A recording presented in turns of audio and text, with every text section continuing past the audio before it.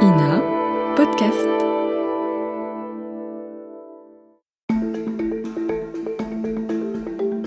La France risque-t-elle de connaître dans les prochaines années une guerre de haute intensité, alors que la planète semble se transformer en poudrière géante, alors que nos responsables politiques et militaires se montrent de plus en plus alarmistes, notre pays serait désormais en économie de guerre, ce sont les mots du président de la République. Nous devons nous préparer à une confrontation à horizon 2030, dixit le chef d'état-major des armées, soit... Mais au fait, sommes-nous prêts ? Et d'ailleurs, si demain, dans 5, 10 ou 20 ans, une guerre impliquant la France éclatait, à quoi ressemblerait-elle ? Quelles menaces actuelles et surtout, quelles sont les menaces futures qui nous feront face ? Des soldats augmentés, équipés de puces dans le cerveau, des drones tueurs bourrés d'intelligence artificielle, genre Terminator, des batailles dans l'espace à la Star Wars, et je parle pas des cyberattaques contre nos hôpitaux, nos centrales nucléaires. Tout ça vous paraît farfelu, de la mauvaise science-fiction ? Attendez, pas sûr, croyez-le ou non, ces scénarios catastrophes, l'armée française s'y prépare, notamment grâce à un homme. Bonsoir, Emmanuel Kiva. Bonsoir. Bienvenue dans le Temps de l'Actu pour un épisode exceptionnel et en public. Merci à l'université Panthéon-Assas de nous accueillir. Emmanuel Kiva, vous êtes le tout nouveau PDG de l'Office national d'études et de recherche aérospatiale, l'ONERA. Vous allez nous expliquer ce que c'est. Auparavant, vous avez été directeur de l'Agence de l'innovation de défense du ministère des Armées, agence au sein de laquelle vous avez créé la Red Team Défense, une cellule inédite qui rassemblait des scénaristes de science-fiction et des scientifiques pour imaginer et préparer l'armée aux menaces du futur. On va bien sûr en parler. Vous avez ensuite été patron de la Direction générale de l'armement de 2022 à 2025. Bref, un CV long comme le bras. Vous êtes normalien, docteur en bio-mathématiques avec une spécialisation en intelligence artificielle. Vous êtes expert des questions d'armement. Emmanuel Kiva, quand vous entendez menace du futur, guerre de haute intensité, qu'est-ce que ça vous inspire ? On est dans le fantasme, le buzz, ou c'est très sérieux ? Alors d'abord, c'est pas nouveau. La guerre de haute intensité, ça veut pas dire une guerre symétrique où les chars russes débouleraient sur le carrefour de la place de l'Étoile. On parle d'opérations de haute intensité. C'est pas nouveau parce qu'au Mali, finalement, l'armée française était déjà intégrée dans des opérations de haute intensité.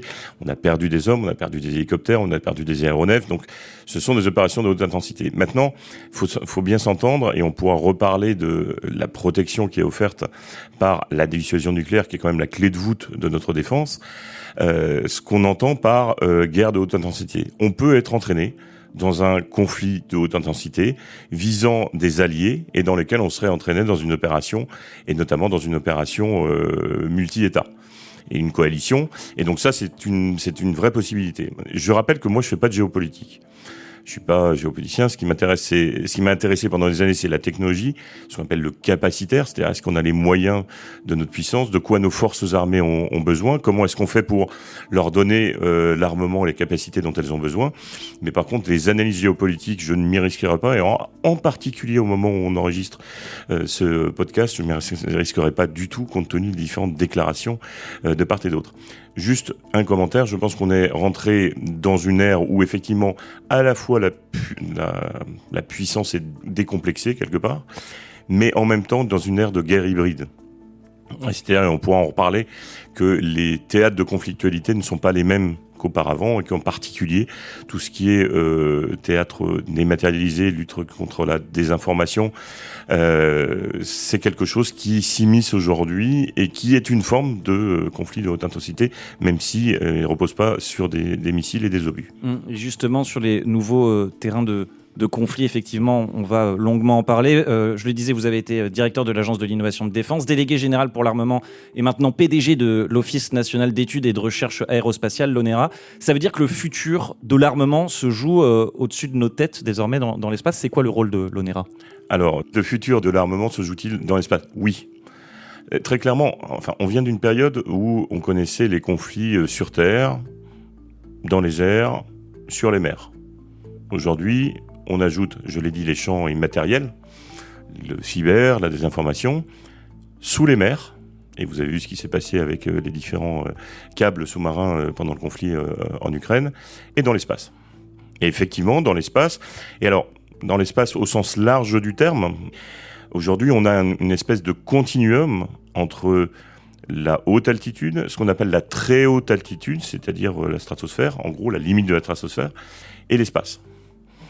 Et donc, on va se battre à 700 km, comme on va se battre à 50 km d'altitude, comme on va se battre à 36 000 km. Et si vous vous souvenez, en 2019, la ministre des Armées, Florence Parly, avait dévoilé toute la complexité de ce qui se passe au-dessus de nos têtes aujourd'hui, à savoir, par exemple, un satellite qui était un satellite franco-italien, appelé Athena Fidus, qui est un satellite de communication militaire, donc satellite géostationnaire, 36 000 km, espionné par un satellite russe qui s'appelait Louche Olympe, qui est venu le regarder d'un peu trop près et l'espionner, ce qui est une manœuvre extraordinairement dangereuse à ce type d'attitude. Mais on voit bien qu'il se passe beaucoup plus de choses que le grand public ne le sait aujourd'hui. Guerre du futur, nouvelles technologies, comment la France se prépare-t-elle au pire scénario ? Je m'appelle Théophile Cossa et vous écoutez Le Temps de l'Actu, un podcast de l'INA et de l'Université Panthéon-Assas. C'est parti. Qu'est-ce que c'est que ce problème ? Il y a un sujet un petit peu complexe pour le débattre en 2 minutes. Enfin, pardon, on n'est pas à l'université. Enfin, je veux dire, excusez-moi. Et le monsieur, qu'est-ce qu'il en pense ? The yes needs a no to win. Then the no. Réfléchissez bien. Et surtout, faites réfléchir autour de vous. Et j'attendais, je ne vous le cache pas, ce moment avec un peu d'impatience. Le temps de l'actu. Anticiper la guerre, imaginer des scénarios plausibles, bref, se préparer au pire. En France, on avait un peu oublié, mais c'est pas nouveau. Beaucoup n'étaient pas nés, mais dans les années 70, c'est la guerre froide entre les États-Unis et l'URSS. La tension géopolitique est à son comble, si bien que l'ombre d'une nouvelle guerre mondiale plane dans les esprits. Écoutez cette archive de 1978 qui raconte un scénario de politique fiction publié par un général anglais et qui faisait réagir aussi en France. La Troisième Guerre mondiale commence au début de l'été 1985 en Yougoslavie. Le pays s'est rapproché du camp occidental après la mort de Tito. Les soviétiques réagissent rapidement. Le 27 juillet 1985, une division de parachutistes soviétiques s'empare de Belgrade. Le président des États-Unis envoie ses Marines à Ljubljana. 24 heures après, les Marines américains combattent les troupes parachutistes russes. Cet incident donne au haut commandement russe le prétexte longtemps attendu. Ces troupes envahissent l'Allemagne fédérale et la Scandinavie. Leur objectif, le Rhin. L'offensive alliée du 15 août met en échec les troupes du pacte de Varsovie. À Moscou, les faucons décident d'utiliser le feu nucléaire. Le matin du 20 août, un missile SS-17 explose au centre de Birmingham en Grande-Bretagne. 300 000 personnes meurent en quelques minutes. Quelques heures plus tard, 2 missiles américains anéantissent Minsk en URSS. La peur de la guerre nucléaire totale déclenche une révolte des nationalités en URSS qui porte un coup fatal au système soviétique. La Troisième Guerre mondiale a duré moins de 3 semaines. Oui, à l'époque, la fameuse Troisième Guerre mondiale inquiète les Français. Autre archive de 1982 cette fois. Dans la période qui vient et qui va débuter dans quelques années, on peut se poser la question, et j'estime personnellement que les risques de conflits nucléaires sont largement supérieurs à 50%. Guerre généralisée, Troisième Guerre mondiale. Troisième guerre mondiale ou guerre généralisée, pas généralisée peut-être à toute la planète, mais essentiellement sur l'Europe, les États-Unis et, disons, l'URSS. Ça fout la frousse, quoi, de voir ça.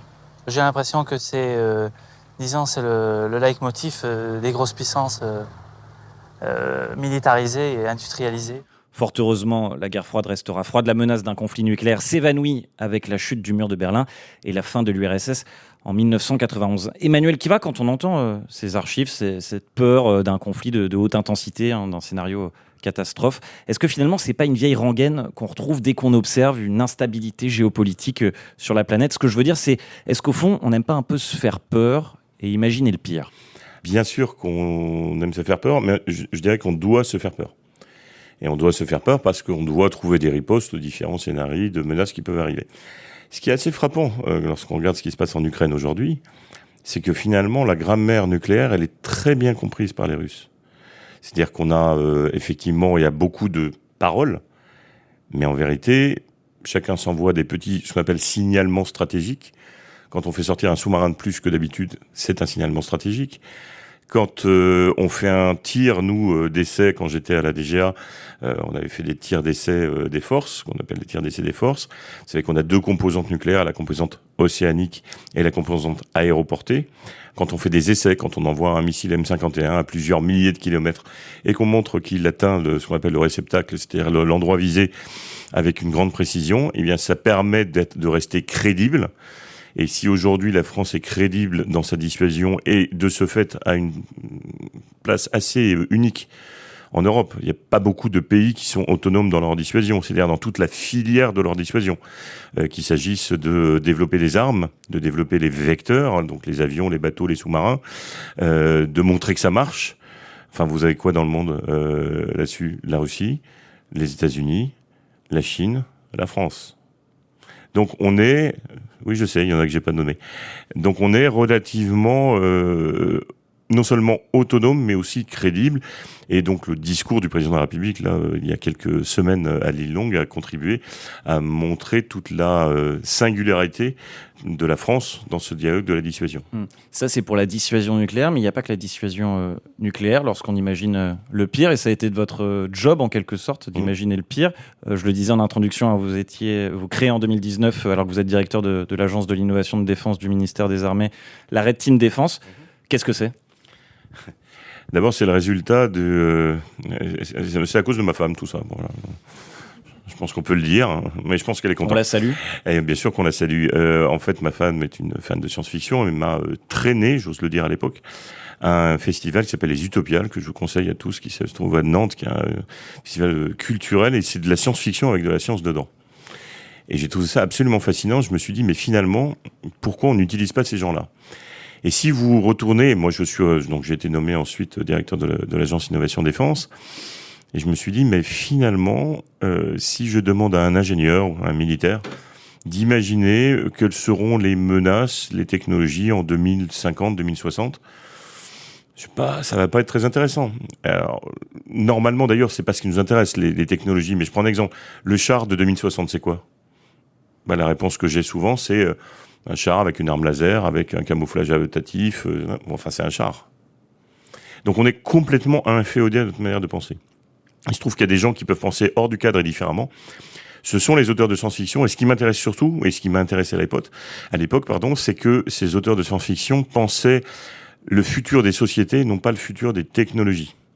C'est-à-dire que la science-fiction est la seule branche, et je crois que c'est Isaac Asimov qui disait ça, de la littérature, qui se soucie des réponses de l'être humain au progrès de la science et de la technologie. Donc on invente des sociétés futures, partant les menaces qui en découlent. On revient en 2030. Alors 2030, pourquoi ? Parce qu'à l'époque, c'était ce qu'on appelle, 10 ans, c'est le besoin militaire prévisible. Et puis on regarde aujourd'hui comment espérer ne pas subir. Et c'était une expérimentation que nous avons conduite pendant 4 ans.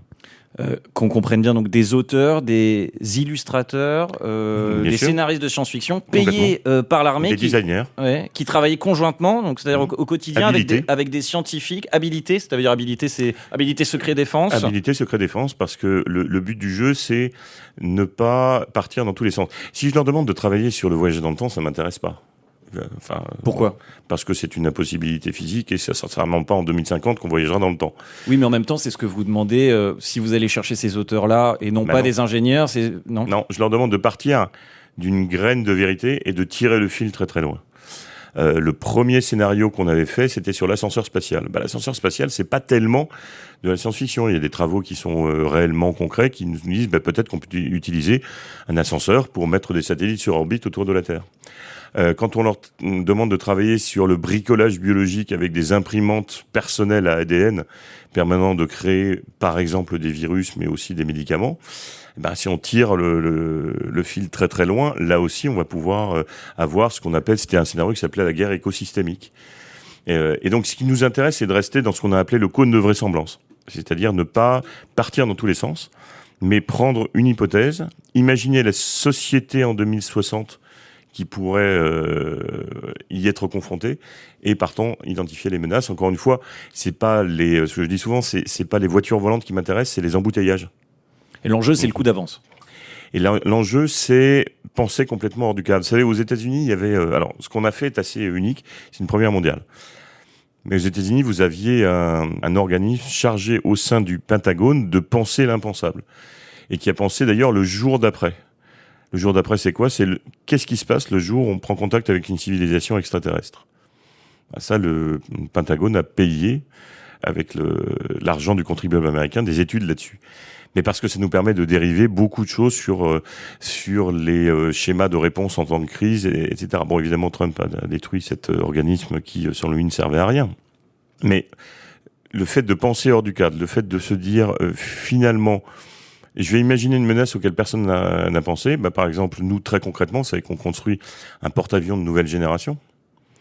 Le France Libre. Le France Libre, absolument. Alors, pour être précis, c'est la France Libre, parce que c'est pour les bâtiments commerciaux, et quand on accorde, c'est pour les bâtiments militaires. Voilà, c'est des quarts d'heure de pédant d'Emmanuel Kiva pendant le podcast. Mais la France Libre, son système d'autoprotection, c'est-à-dire la manière dont le bateau va se protéger des attaques, par exemple les pirates, les terroristes, a été adapté suite à un scénario de la Red Team. Et je ne vais pas vous dire comment, bien sûr. Oui, parce que effectivement, je crois que certains scénarios sont classifiés, sont classés. Tous les scénarios sont classifiés. Mais pourtant. Et on en a déclassifié des aspects pour en faire des livres pour le grand public. Oui, effectivement, ça a donné lieu à 3 livres passionnants, Ces guerres qui nous attendent, 2030-2060. Alors, je ne vais pas rentrer trop dans les détails, mais vous le disiez, les scénaristes ont exploré des thématiques comme celle de la conquête spatiale, des conséquences liées au réchauffement climatique, à la pénurie de pétrole, l'éventualité de guerres bactériologiques. Il y a aussi une thématique qui revient beaucoup, et on va en reparler, celle des implants neuronaux. C'est quoi, vous, le scénario qui vous a le plus marqué, peut-être, Emmanuel Kiva? J'en ai 2. Le premier, j'en ai parlé tout à l'heure, c'est la guerre écosystémique, parce que c'est l'idée de se dire qu'on est tellement prétentieux qu'on peut militariser la nature. Bon, alors, depuis Jurassic Park, on sait que ça se passe pas bien. Mais en vrai... Oui, expliquez-nous militariser la nature. Militariser la nature, ça veut dire de se dire, pour pouvoir neutraliser une tentative d'invasion d'un pays par un autre, je vais par exemple susciter des mutations dans les végétaux qui vont nous permettre de détecter, parce qu'elles auront été piétinées, donc détectées par satellite, une modification de la nature qui nous permettrait d'identifier nos adversaires. Sauf que le machin, évidemment, échappe à tout contrôle, et que derrière, ça fait des forêts qui s'auto-organisent contre les agresseurs. Bon, vous lirez le scénario, mais il est assez marquant. Et l'autre qui est vraiment marquant, si ma mémoire est bonne, s'appelle Chronique d'une mort culturelle annoncée. Où vous imaginez que vous êtes dans une civilisation, une société, donc on avait situé à une ville qui ressemble beaucoup à Londres, en 2040, où par des techniques de réalité virtuelle, de réalité augmentée, chacun voit la réalité par le prisme de ses seuls intérêts. Et donc si vous êtes vegan, parce que je ne suis pas, comme ça se voit, vous vous baladez dans une rue, dans un marché, il n'y a pas de viande dans les étals. Et tout ceci est évidemment actionné par des services qui sont des services payants qui, derrière, vous façonnent la réalité. Ce qu'on a appelé la balkanisation du réel. C'est le métaverse, en fait, mais le métaverse personnel, avant que le métaverse n'arrive, parce que ils ont conçu ce scénario juste avant. Et en fait, derrière, qu'est-ce qui se passe quand vous avez une crise? Donc la crise, pour nous, ça a été, on a dit, on va faire une crue centenale, et en même temps, un attentat bioterroriste, on doit évacuer nos ressortissants. Comment vous faites quand il n'y a plus de vraie réalité? Quand personne ne croit à la parole officielle, ce qui est pas loin d'arriver aujourd'hui, quand on a cette balkanisation du réel qui fait que chacun voit une réalité différente. Comment vous faites pour arriver à vous adresser à vos concitoyens? Et ça, c'est un scénario qui non seulement est marquant, mais qui aujourd'hui résonne, je pense, de manière assez pertinente. Dans les scénarios évoqués, sauf erreur de ma part, il n'y a pas d'attaque nucléaire. C'est parce que c'est pas crédible? C'est pas parce que c'est pas crédible, c'est parce que s'il y a une attaque nucléaire, tout a raté. En vrai, la dissuasion nucléaire, on a créé un outil absolument fantastique. Quand vous devenez délégué général pour l'armement, vous descendez dans une profondeur de connaissance de ce qu'est la dissuasion nucléaire française. Et c'est vertigineux. Et je ne vais pas vous donner des détails, évidemment. Mais par contre, il est vertigineux de penser que tout ceci a été fait pour des armes dont on ne veut pas se servir. Parce que ça repose sur, on va dire, le concept de dommages inacceptables. On ne va pas se servir de la dissuasion parce que ça causerait des dommages inacceptables. On parle de méga-morts. Et c'est un terme technique. Donc on ne parle pas de la dissuasion, parce qu'une fois qu'on se sert de la dissuasion, tout a raté, en fait. C'est la force pour la force. Et d'ailleurs, vous remarquerez que dans les concepts de dissuasion, on parle d'atteinte aux intérêts vitaux de la France, sans jamais définir ce que c'est. Et c'est fait exprès. Il existe toujours, à ce jour, une Red Team Défense, ou le programme est terminé? Non, l'expérimentation est terminée, sous le nom Red Team, et ça a été pérennisé sous un nom qui s'appelle Radar. Et Radar, c'est la même chose que la Red Team, en bien boosté. C'est-à-dire qu'en plus des auteurs de science-fiction, on a des scientifiques, on a des juristes, on a des patrons du CAC 40. Enfin, on a toute une communauté qui est prête à se mobiliser et donc qui travaille sur des scénarios que l'on indique. Par exemple, on a lancé l'événement à la Maison de la Radio et ils ont travaillé sur ce qu'on appelle l'épiplastie, c'est-à-dire une peste plastique. Vous imaginez, vous êtes en 2040, vous avez une bactérie qui est une bactérie qui dévore le plastique, ce qui est vachement bien parce que ça nous permet de dépolluer les océans, donc c'est quand même une bonne cause. Elle existe, hein. Elle est trouvée par un chercheur japonais dans les années 2010. Mais elle échappe à tout contrôle. Et donc là, vous imaginez qu'est-ce qui se passe parce que un barrage, c'est 20% de plastique, vous n'avez plus de pneus, vous n'avez plus de câbles sous-marins, vous n'avez plus d'hôpitaux, parce que les hôpitaux, ça fonctionne beaucoup avec du plastique quand même. Et vous-même, vous ingérez l'équivalent d'une carte de crédit tous les mois en plastique. Et donc, quand ça se dégrade dans votre organisme, ça a des conséquences.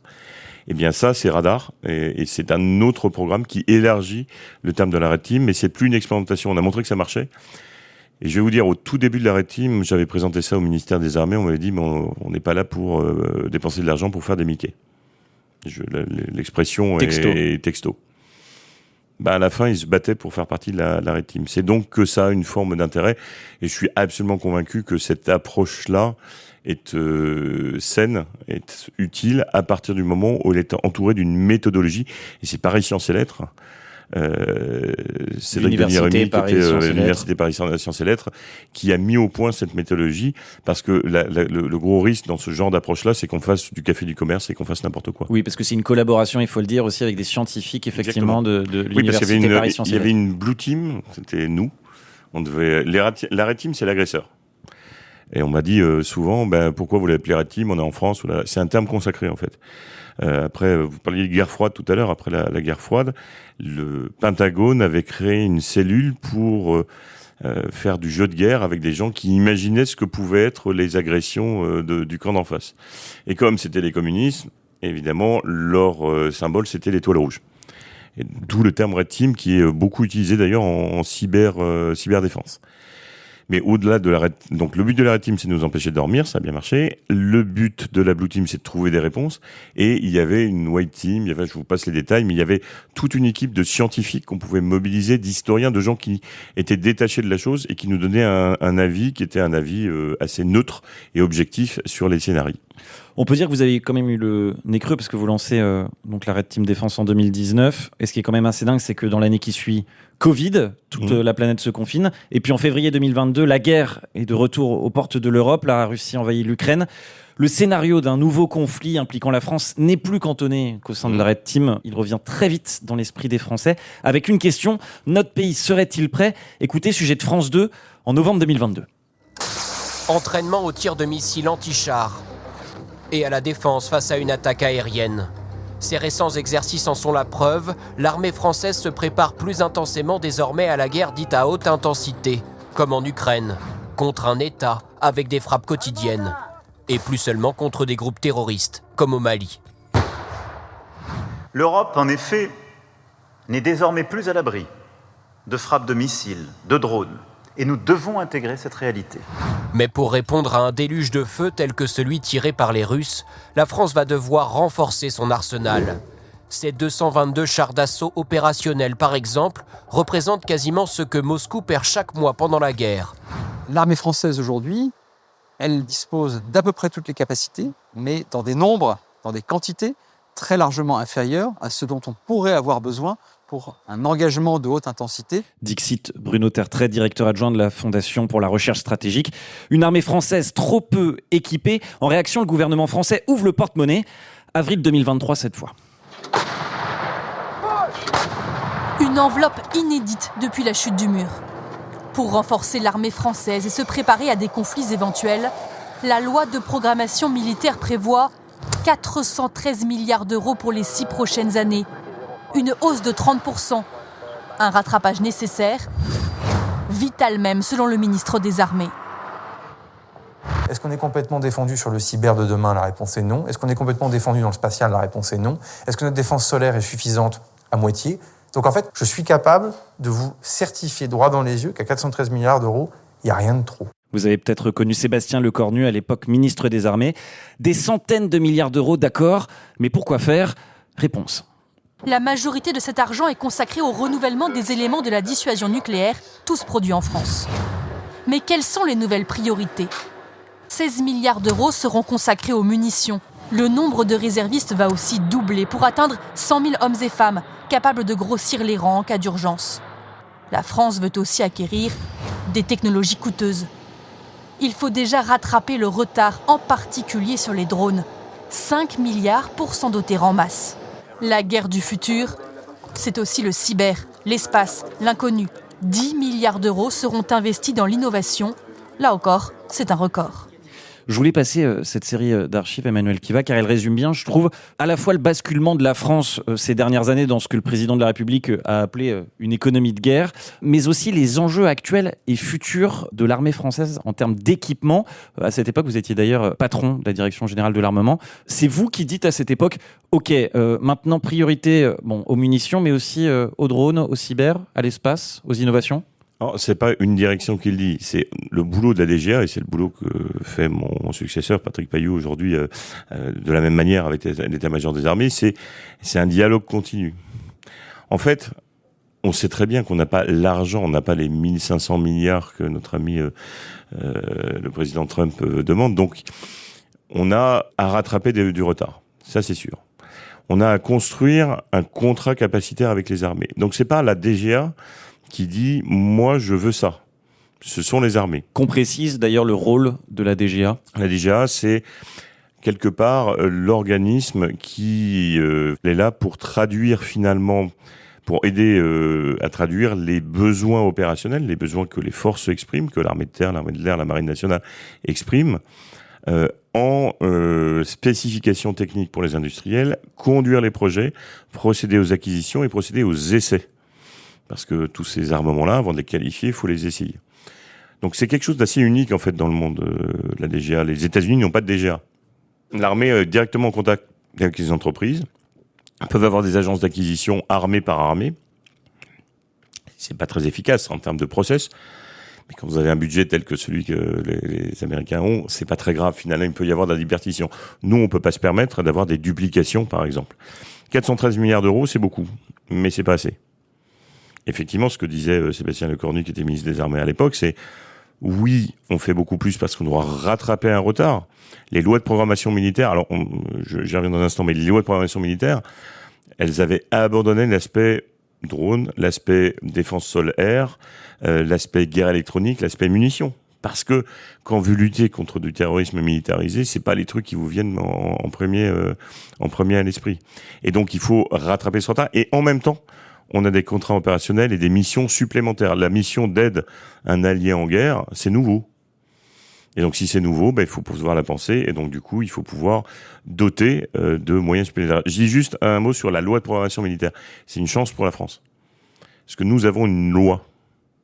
Là où d'autres pays voient le budget de la défense discuté année par année. Une loi qui permet de se projeter à horizon, en l'occurrence 2024-2030. Absolument. Sauf que si vous n'avez pas de loi, étant donné que vous êtes obligé de vous projeter dans le temps long, parce que la réflexion capacitaire et stratégique sur le militaire, c'est le temps long. C'est l'urgence des crises actuelles, mais c'est aussi le temps long. Si vous ne préparez pas le temps long, dans 30 ans, vous aurez une dissuasion qui sera déclassée. Donc, ou des armements, ou des technologies, ou des pans déclassés. On a raté le virage des drones, ça c'est vrai. On essaie de le rattraper. Mais donc, il faut à la fois répondre à l'urgence des crises actuelles, mais pas sacrifier à cette urgence l'importance de préparer l'avenir. Et c'est ça la vraie difficulté. Et c'est pour ça qu'il y a un effort tout à fait considérable qui a été engagé quand j'ai pris mes fonctions. Là déjà, c'est le premier investisseur de l'État. Une année super fast, un truc vraiment exceptionnel. C'était 14 milliards d'euros d'engagement, c'est-à-dire de commandes. L'an dernier, quand j'ai quitté mon fonction, on avait fait 38 milliards d'euros. Vous voyez que cet effort-là, il est réel. Et c'est toujours pas assez? Bien sûr que non. Bien sûr que non, il y a une course à l'armement. Il y a en plus un moment où on renouvelle, je parlais de la dissuasion, j'y reviens beaucoup parce que c'est à la fois fondateur, c'est essentiel et c'est très coûteux. Et donc si on veut rester dans la course, il faut renouveler nos missiles. On a 2 missiles de dissuasion. On a le M51 qui est tiré à partir de nos sous-marins nucléaires lanceurs d'engins. Et puis vous avez le missile aéroporté qui est tiré depuis un Rafale qui est englobé dans un raid nucléaire, qui s'appelle aujourd'hui l'ASMPA rénové. Bon, on aime bien les acronymes dans le ministère des Armées. Et qui demain s'appellera l'ASN4G, pareil, qui sera un missile hypersonique. C'est d'ailleurs l'ONERA qui, avec les missiliers, est capable de faire aujourd'hui les bancs d'essai, et notamment en soufflerie et en baie d'essai moteur, des super statoréacteurs qui vont équiper ce matériel. Je vous dis, c'est pas un sport de masse, hein. Un missile hypersonique qui va au-delà de 6 fois la vitesse du son. Et il reste manœuvrant parce que c'est aussi un missile hyper véloce. On sera les premiers dans le monde à avoir ce type de technologie-là pour un missile nucléaire. Et en même temps, vous avez les vecteurs, donc le futur avion de combat. Vous avez le futur porte-avions nucléaire. Vous avez le sous-marin nucléaire lanceur d'engins de 3e génération qu'on a lancé en réalisation l'an dernier. Et tout ça coûte un pognon de dingue, comme dirait notre président de la République. On le disait, au-delà des munitions, vous en parliez, il y a un sujet qui revient beaucoup, c'est celui des drones. Écoutez, archives de 2023 toujours, et puis on en parle. Aujourd'hui, l'utilisation des robots tueurs n'est plus tabou. La France développe toutes sortes de drones, y compris des drones kamikazes, des armes volantes pilotées à distance, désormais au cœur de la stratégie militaire française. L'armée souhaite en avoir plusieurs milliers d'ici 2030. Les 5 milliards, c'est en rattrapage d'un retard chronique qu'ont pris les Français sur le sujet parce qu'en fait, ils n'ont pas réellement cru aux drones pendant longtemps. C'est indispensable d'utiliser des drones. Celui qui n'en a pas est complètement dépassé par l'armée opposée qui en aurait. Dixit, l'ancien officier Guillaume Ancel. Emmanuel Kiva, les drones, c'est l'arme de demain, voire même l'arme d'aujourd'hui ? C'est l'arme d'aujourd'hui. Vous voyez ce qui se passe en Ukraine. 80% des dommages, 90% sont causés par des drones.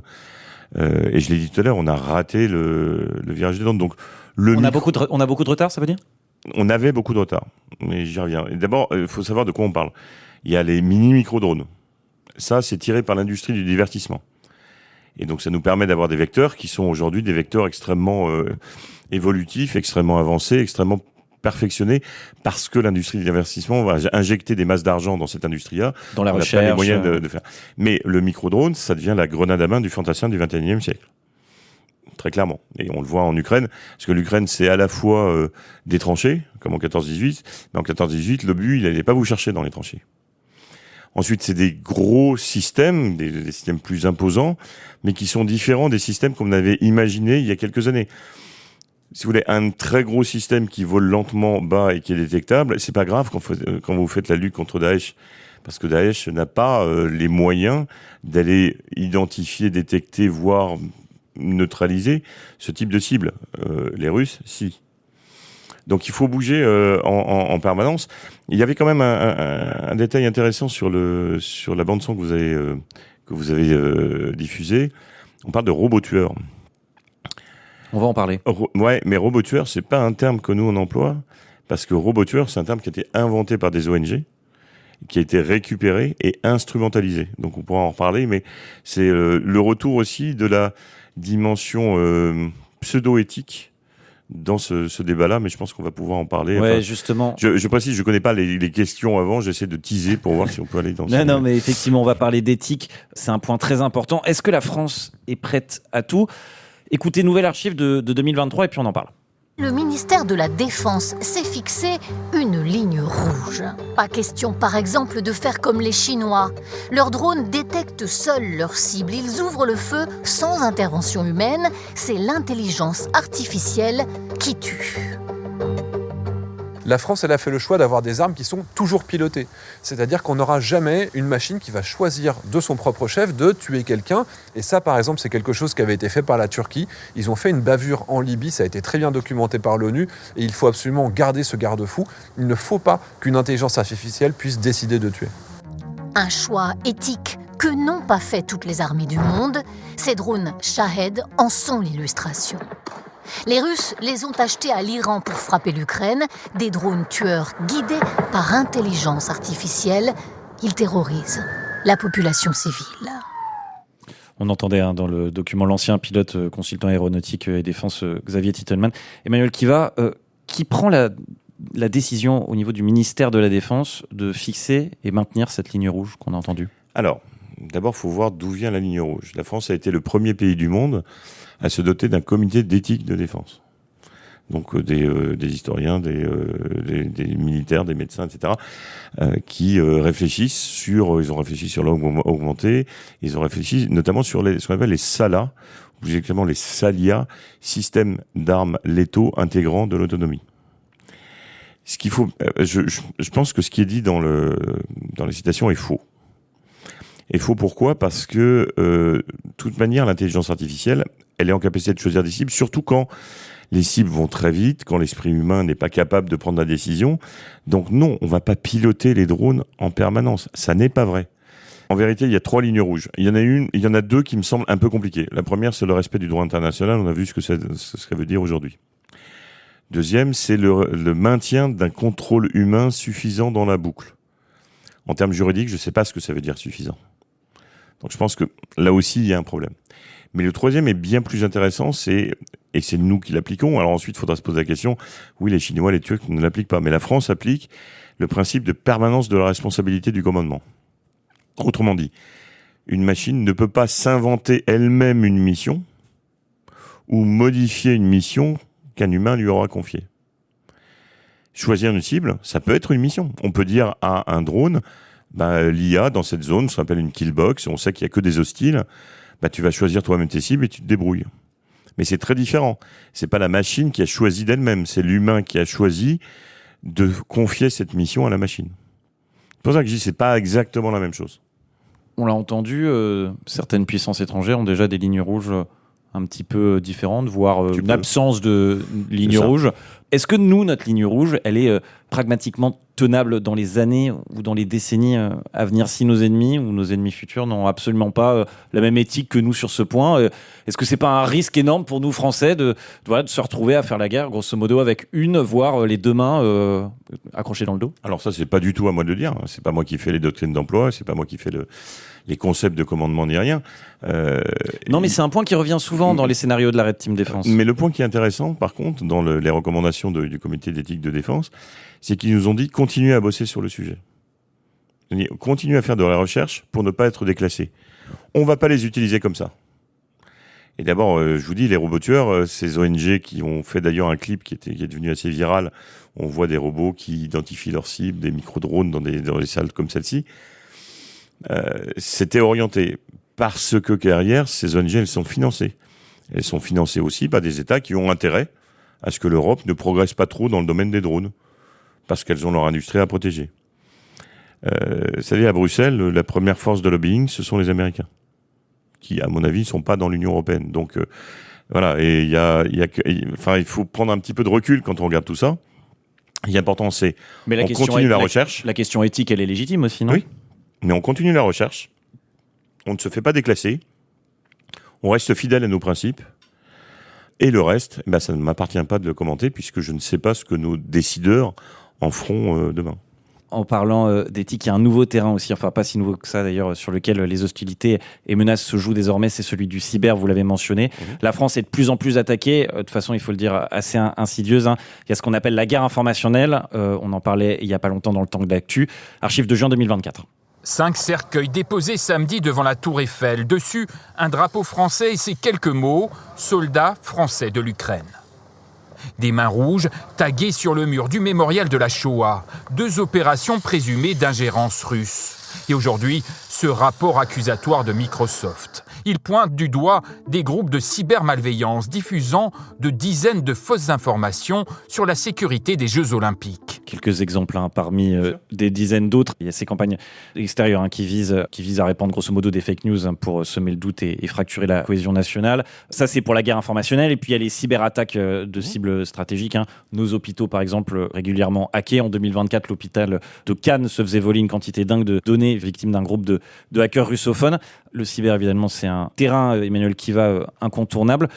L'armée française investit beaucoup dessus, et je ne parle pas forcément dans une logique de défense pour se protéger plus efficacement, mais dans une logique aussi offensive, comme ce que font aujourd'hui les Russes. Oui, c'est Florence Parly qui avait lancé ce nouveau concept de cyberdéfense offensive, en vérité. On pourra même parler de cyberdissuasion.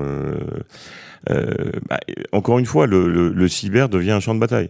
Depuis le début de la guerre en Ukraine, vous avez une augmentation de plus de 50% des attaques sur des sites, et notamment des sites industriels. Et évidemment, ces sites industriels visés sont ceux plutôt de petites entreprises. Pas que, mais plutôt de petites entreprises.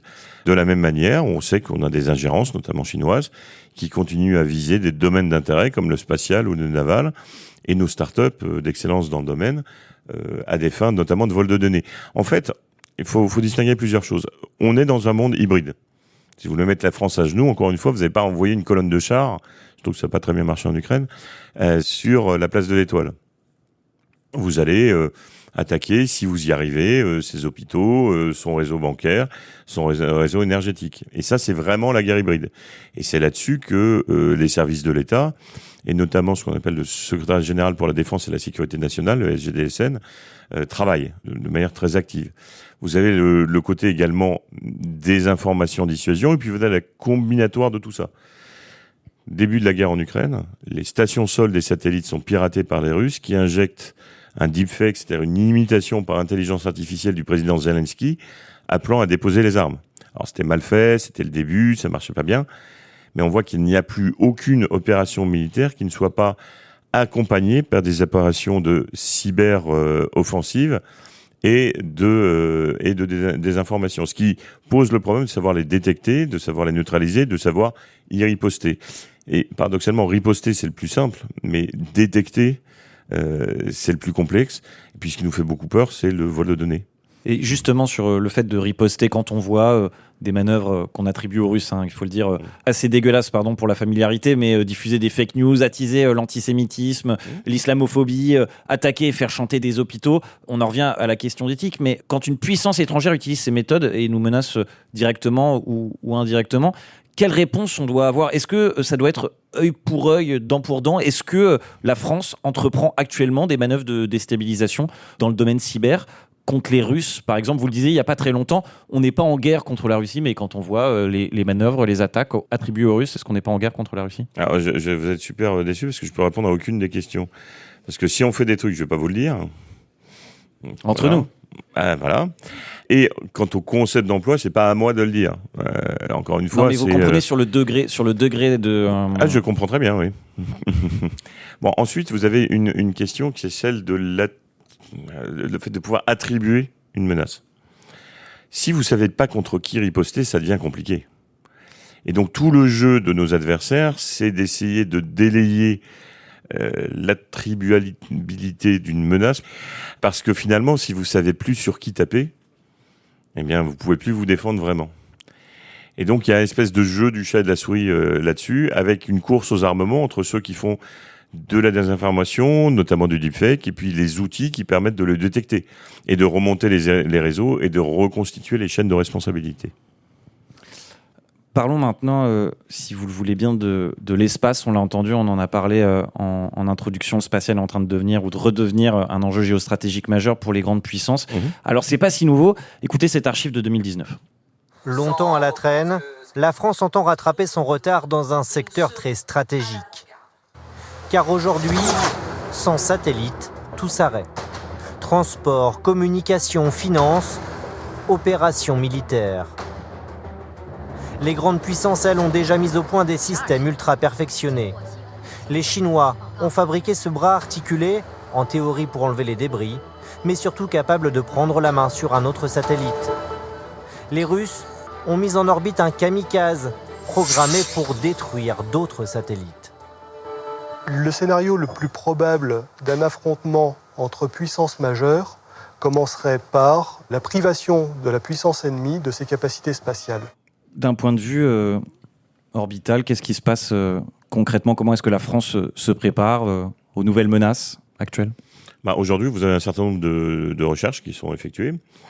D'abord sur la détection, sur la visualisation, sur l'observation de l'espace. C'est des nouveaux satellites, c'est des satellites. C'est aussi des télescopes, c'est des réseaux de télescopes. On travaille par exemple avec une petite société française qui s'appelle Aldoria, qui nous permet d'avoir une vue sur l'espace. C'est du monitoring de l'espace avec des radars, comme le radar Grave, là aussi Onera pour le coup. C'est des projets qui sont financés par le ministère des Armées pour nous permettre d'avoir des capacités dans l'espace.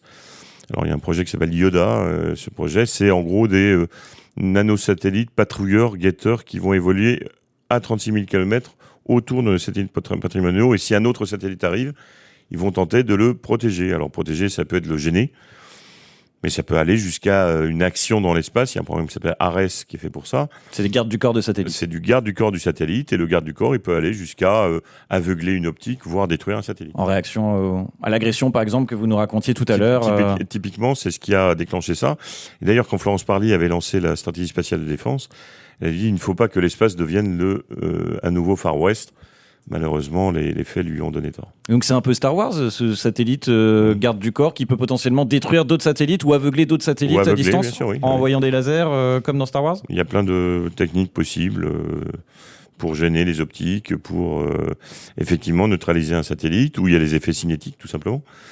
Et on sait bien, et les Russes ont montré par exemple qu'ils étaient capables de détruire un de leurs propres satellites en lançant un objet dessus à partir d'un autre satellite en orbite. Ce qui, au passage, a généré des déchets. Et vous avez tous vu Gravity, je pense, et vous voyez ce que ça donne lorsqu'on a une réaction de type Kessler qui se met en place avec un nuage de déchets qui s'amplifie. On a parlé des drones, du cyber, du spatial, tout ça, ça existe déjà, on le connaît. J'aimerais qu'on parle de ce qui pourrait apparaître dans les prochaines années. On écoute une autre archive de 2020 et puis on en parle. Jusqu'où ira la technologie ? Les soldats bioniques, objets de la science-fiction, seront-ils bientôt en opération ? Des technologies controversées. L'armée a donc demandé à un comité d'éthique de fixer les lignes rouges à ne jamais dépasser. Dans une logique, ce qu'on appelle transhumaniste, on imagine des greffes, on imagine des implants, on imagine voire des prothèses. Tout ça, nous le récusons radicalement. L'armée travaille aussi au-delà du soldat sur les conflits de demain. Quelles seront les armes, les protagonistes ? Où se trouveront-ils ? Des auteurs de science-fiction ont été recrutés. Leur tâche, imaginer notre monde d'ici 2060 pour mieux s'y préparer. Bon, tout ça, on en a parlé, bien sûr. Je le disais, ces implants neuronaux, ça m'a vraiment intéressé parce que ça revient, sans dire de bêtises, dans les 3 ouvrages que vous avez publiés avec la Red Team Défense. Oui. Le fait que ça revienne comme ça veut dire quoi ? Ça veut dire qu'on est vraiment dans une hypothèse plus que probable. Dans 20, 30 ou 40 ans, on aura une puce dans la tête. On le sait, Elon Musk, c'est un de ses rêves, l'homme augmenté, son entreprise Neuralink travaille sur le sujet, ouais. Alors, non, ça revient parce que c'est des auteurs de science-fiction et qui sont obsédés par ça. Ils sont un peu obsédés par ça. Non, sur les implants neuronaux, d'abord, première chose, c'est pas de la science-fiction complète. Et on parlait de prothèses aussi. Les exosquelettes, c'est pas du tout de la science-fiction. Donc le soldat augmenté demain, c'est pas de la science-fiction. Non, je pense que c'est pas de la science-fiction. On va se donner les limites que l'éthique nous donne. Mais regardez, aux États-Unis, des pilotes de drones subissent avec leur accord.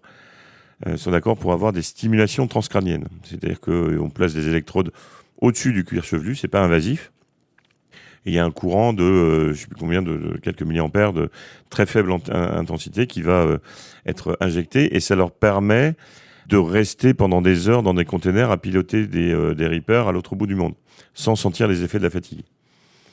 C'est une forme de stimulation neuronale, c'est pas du transhumanisme, c'est pas permanent, mais c'est employé aujourd'hui.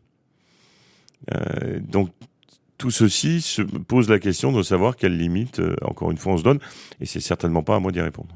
Après tout ce qu'on vient de balayer, avec tout ce que vous savez, vous, et dont vous vous gardez bien de nous dévoiler les détails, c'est quoi, selon vous, la pire menace aujourd'hui pour la France et pour le monde ? Évidemment, très complexe de répondre là-dessus, mais je vais rester quand même sur cette capacité à rentrer dans la tête des gens, au sens figuré du terme, à influencer, à manipuler l'opinion, à manipuler la démocratie. Sur le champ informationnel ? Sur le champ informationnel. Et je pense que c'est un vrai problème, surtout s'il est outillé par d'autres technologies. Je donne un exemple, l'ordinateur quantique. L'ordinateur quantique, personne ne sait quand il va exister, mais il va exister. Et on ne sait pas quelle est la bonne technologie. Complexe. C'est quelque chose sur lequel l'ONERA est mobilisé aussi, je crois. Oui, bien sûr. Alors l'ONERA, c'est plutôt sur les capteurs quantiques, mais l'ordinateur quantique, pour vous donner une idée, sur un certain nombre d'algorithmes, de méthodes mathématiques, va être capable de trouver une solution entre 10 secondes et quelques minutes à un problème qui prendrait l'âge de l'univers pour être résolu à l'ensemble des machines disponibles sur Terre aujourd'hui. Donc c'est pas neutre.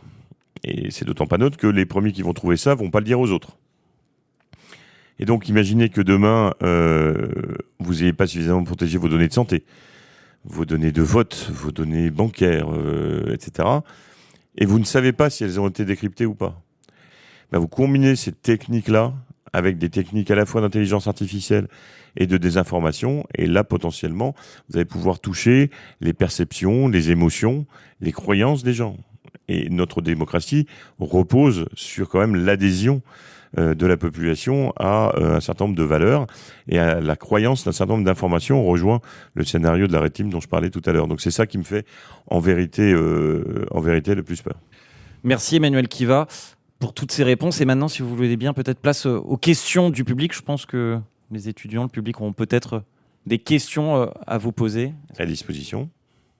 Merci beaucoup pour votre intervention, c'était très enrichissant. Vous nous avez parlé à plusieurs reprises donc de la Red Team. Hypothétiquement, comment on fait pour y entrer dans cette Red Team ? C'est une bonne question parce que justement la Red Team, on ne pouvait pas y rentrer. C'était une expérimentation, donc c'était forcément réservé. Alors on l'avait réservé avec des auteurs, des designers, parce que je pense que l'incarnation de la chose est importante. Quand on voit un objet, quand on le touche, on y croit. Donc des auteurs, des designers, des dessinateurs. Il y avait une école de design, Strat, qui était associée à la Red Team. Mais c'était une expérimentation. Avec Radar, qui est donc, comme je l'ai dit, l'élargissement et la pérennisation de la Red Team, vous avez des étudiants qui participent à Radar. Donc vous allez sur le site Radar, dont je ne connais pas le nom, mais vous faites Radar Prospective et Ministère des Armées, vous allez trouver. Il y a des points de contact, mais effectivement, nous on a besoin de, ou en tout cas dans mes fonctions précédentes, je considérais qu'on avait besoin de toutes les forces vives pour faire de la prospective, de l'anticipation, et d'ailleurs on avait eu un grand nombre d'étudiants qui étaient présents lors de l'événement de notre lancement Radar. Il y avait une question là-bas, oui. Oui, je vous remercie aussi beaucoup pour votre intervention. Merci. J'ai en fait une question qui m'est venue pendant que vous discutiez au sujet de la Red Team. Quel est l'ennemi généralement que vous identifiez ? Est-ce que c'est souvent un ennemi un peu récurrent ou est-ce que vous allez sur des menaces qui sont extrêmement diverses ? Et ma deuxième question concerne plus le réchauffement climatique. On voit apparaître des techniques de géo-ingénierie, donc la modification du climat et de la météo. Comment est-ce que c'est intégré dans les scénarios et comment est-ce que vous mettez en lien les enjeux de souveraineté aussi derrière ? Très bien, merci beaucoup. Non, il n'y a pas d'ennemi générique. Justement, c'est un peu le principe. Dans la toute première saison, la saison 0 de la Red Team, on avait imaginé une nation pirate qui voguait sur les mers parce qu'elle était formée de gens qui ne voulaient pas suivre les règles de la société civile, et notamment d'ailleurs la possibilité d'avoir un implant neuronal. Donc c'était Donc l'ennemi, ça peut être la guerre civile, ça peut être un ennemi symétrique, ça peut être du terrorisme, ça peut être tout ce qu'on veut, et on les bride pas là-dessus. J'ai dit la seule chose importante, c'est d'un point de vue technique ou technologique ou scientifique, de partir d'une réalité et pas partir dans tous les sens. Et sur la géo-ingénierie, c'est pas nouveau. D'ailleurs, c'est un des thèmes de Radar. Je dis c'est pas nouveau parce que le l'ensemencement de nuages par de l'iodure d'argent, ça a été utilisé par les Américains pendant la guerre du Vietnam et même les Français pendant la guerre en Indochine. Le but étant de susciter des précipitations. Pourquoi ? Parce que le but c'était de prolonger la mousson pour gêner les adversaires. Donc c'est pas nouveau, et aujourd'hui vous avez une vraie recherche là-dessus qui est extrêmement compliquée parce que dès qu'on parle du climat, le sujet est absolument pas consensuel. Donc même si vous vous dites je veux contrôler le climat pour faire du bien à l'agriculture, vous allez être accusé de contrôler le climat pour vos propres intérêts. Et ce d'autant plus que c'est une menace climatique, c'est pas forcément très facilement attribuable. Et donc là, qu'est-ce que vous faites quand quelqu'un se met à vouloir déclencher la foudre ou contrôler le climat sur une zone ? Est-ce que vous mettez en danger, par exemple, la fertilité d'une région ? Enfin, tout ceci est d'autant plus compliqué qu'on ne sait pas forcément vers qui se tourner et qui a généré cet événement. Donc oui, c'est un thème d'étude, et c'est un thème d'étude extrêmement sérieux, notamment de Radar aujourd'hui. À quoi ressembleront les guerres du futur? Comment la France se prépare-t-elle au pire scénario? Merci beaucoup Emmanuel Kiva d'avoir été avec nous. PDG de l'Office national d'études et de recherche aérospatiale, l'ONERA, ex-directeur de l'Agence de l'innovation de défense du ministère des Armées, ex-délégué général pour l'armement. Merci beaucoup pour vos éclairages passionnants et merci beaucoup au public de l'Université Panthéon-Assas pour sa présence, pour ses questions. C'était Le Temps de l'Actu, un podcast de l'INA et de l'Université Panthéon-Assas. Si ce podcast vous plaît, abonnez-vous, mettez des étoiles, des commentaires et parlez-en autour de vous. Et moi je vous dis salut et à la semaine prochaine.